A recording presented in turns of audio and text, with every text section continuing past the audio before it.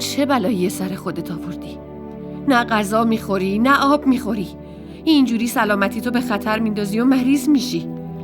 اونا ازدواج کردن مامان. همه چی تمومه.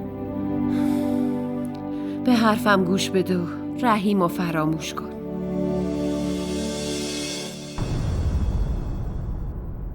مگه این که بمیرم؟ این چه حرفیه که میزنی؟ مگه دیوونه شدی دختر؟ وقتی بمیرم فراموشش میکنم. تا زنده هم فراموش کردنش برام سخته. ببین عزیزم، اکرم هنوزم منتظر جواب ماست. اون واقعا پول داره و مطمئنم که اونجا خیلی خوشبخت میشی. خوشبختی من فقط با رحیم ممکنه. غیر از اون اگه کسی برام یه قصر طلا هم بسازه قبولش نمی کنم. فرید، رحیم برای همیشه از زندگی تو رفته، قبول کن. الان جز این که با قرصه خوردن زندگی تو تباه کنی چیزی نصیبت نمیشه. من یه فکری دارم. باز چه فکری کردی؟ من اینجا نمیشینم و قصه بخورم. دوباره سعی میکنم رحیمو از جانان بدزدم و زندگیشو تباه کنم. ببین، من توی این کار بهت هیچ کمکی نمیکنم. تازه اونا الان با هم زن و شوهرن. بعدشم جانان الان هیچ نقطه ضعفی هم نداره. نقطه ضعفو پیدا میکنم مامان.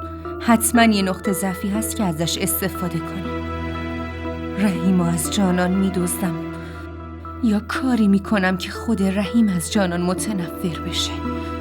باید زیبایی جانان رو از بین ببریم تا رحیم ازش بدش بیاد. و اگه نتونم این کارو بکنم به خدا قسم میخورم که خودمو میکشم. الان دیگه رحیم عشق من نیست، یه وسواسه و نابود کردن زندگی جانان و بعد به دست آوردن رحیم هدف زندگی منه.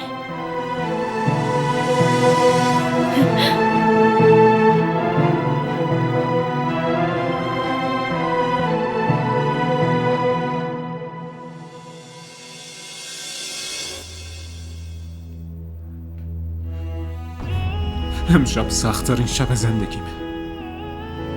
قبل از این شبای زیادی و تو دریای غم سپری کردم، اما امشب برام دردناک‌ترین شب بود. احساس میکنم دارم غرق میشم.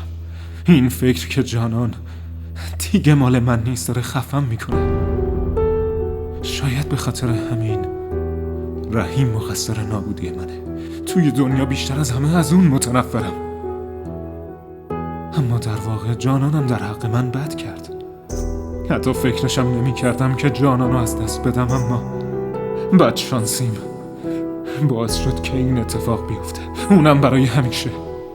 احساس می کنم انگار جانان فقر و عشق منو مسخره کرد. نمیدونم بعد از این چه بلایی سرم میاد. حتی فکر کردن به این چیزها هم برام خیلی سخته. دیگه نمیخوام زنده بمونم. مرگ برام بهتر از این غمیه که دارم. دیگه نمیتونم این غمو تحمل کنم. دیگه نمیتونم.